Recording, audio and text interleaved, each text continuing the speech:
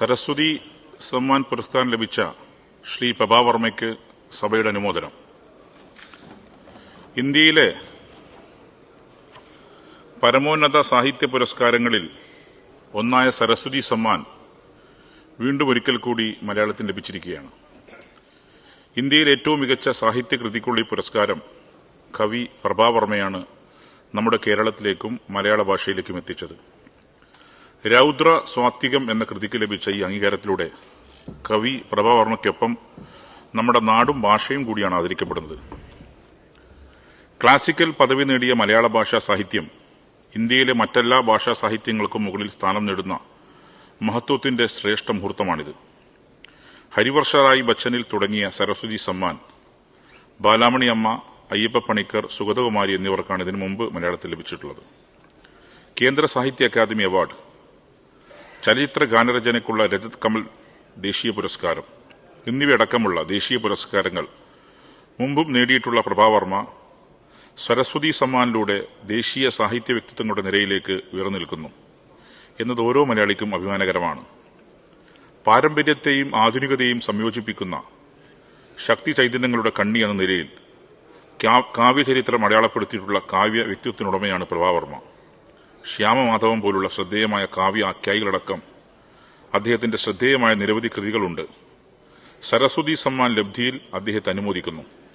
നാടിന്റെയും ഭാഷയുടെയും സന്തോഷത്തിന്റെയും ഈ സഭ പങ്കുചേരുകയും ചെയ്യുന്നു. ഓർഡർ. ബഹുമാനപ്പെട്ട CM.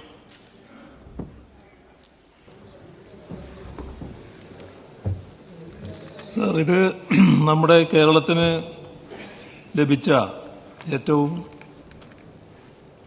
ഉദാത്തമായ ഒരു പുരസ്കാരം തന്നെയാണ്.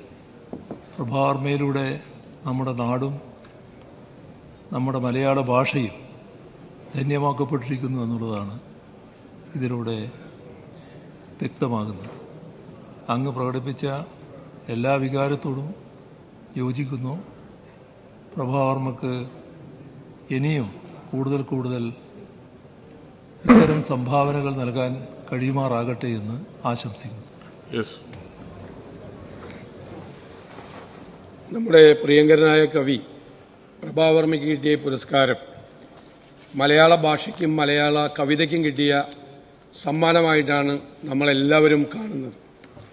വളരെ വ്യത്യസ്തമായ വഴികളിലൂടെ സഞ്ചരിച്ച് കവിത എഴുതിയ വ്യക്തിയാണ് ശ്രീ പ്രഭാവർമ്മ. അദ്ദേഹത്തിന്റെ പുസ്തകങ്ങളുടെ പേരുകൾ തന്നെ വളരെ ശ്രദ്ധേയമായ വാക്കുകൾ കൂട്ടിച്ചേർത്തിട്ടുള്ളതാണ്. മേഘദീപകം, അർക്കപൂർണിമ, ചന്ദനനാഴി, ശ്യാമമാധവം, രൗദ്ര സാത്വികം. പേരുകളിൽ തന്നെ വൈരുദ്ധ്യങ്ങളാണ്. ഹിന്ദുസ്ഥാനി ഒന്ന് മഴ പെയ്യുകയും വിളക്ക് തെളിയിക്കുകയും ചെയ്യുന്ന രണ്ട് ഹിന്ദുസ്ഥാനി രാഗങ്ങളുടെ പേരുകൾ ചേർത്താണ് മേഘദീപകം ഉണ്ടാക്കിയത്. അതുപോലെ തന്നെ ശ്യാമമാധവം എന്നുള്ള വാക്കിലും ശ്രീകൃഷ്ണനെ കുറിച്ച് പറയുമ്പോൾ ശ്രീകൃഷ്ണന്റെ സങ്കടങ്ങളെയും വ്യക്തിപരമായ നിരാശകളെയും പ്രശ്നങ്ങളെയും ഒക്കെ കുറിച്ചാണ് അദ്ദേഹം സംസാരിക്കുന്നത്. രണ്ട് ധ്രുവങ്ങളിൽ നിൽക്കുന്ന ആശയങ്ങളെയും വൈരുദ്ധ്യങ്ങളെയും അല്ലെങ്കിൽ ബൈനറി ഓപ്പോസിറ്റുകളെ ഒരുമിപ്പിച്ച് ചേർക്കുന്ന ഒരു കലാവൈഭവമാണ് പ്രഭാവർമ്മയുടെ കവിതകളിലൂടെ വളരുന്നത്. ഏകാന്തത എന്ന വിഷത്തെ അമൃതമാക്കി മാറ്റാൻ കഴിയുന്നതാണ് കവിതയെന്ന് കുമാരനാശാൻ പറഞ്ഞിട്ടുണ്ട്.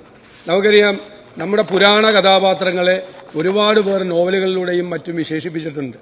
ശിവാജി സാവന്തിന്റെ കർണനെ കഥാപാത്രമാക്കി എഴുതിയ മൃത്യുഞ്ജയ, നമ്മുടെ MT വാസുദേവൻ നായർ ഭീമനെ കഥാപാത്രമാക്കി എഴുതിയ രണ്ടാം ഊഴം, ഇനി ഞാൻ ഉറങ്ങട്ടെ എന്ന PK ബാലകൃഷ്ണൻ, ഇതൊക്കെ പൗരാണിക.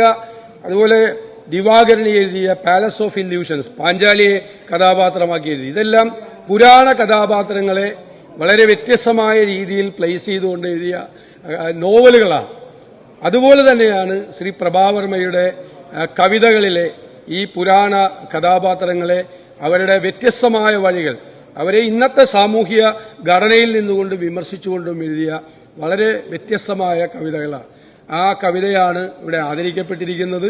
ഞാൻ പറഞ്ഞതുപോലെ മലയാള ഭാഷയ്ക്കും മലയാള കവിതയ്ക്കും കിട്ടിയ ഈ അംഗീകാരമാണ് കവി ശ്രീ പ്രഭാവർമ്മയെ എല്ലാവർക്കും വേണ്ടി ഞാൻ അഭിനന്ദിക്കുന്നു.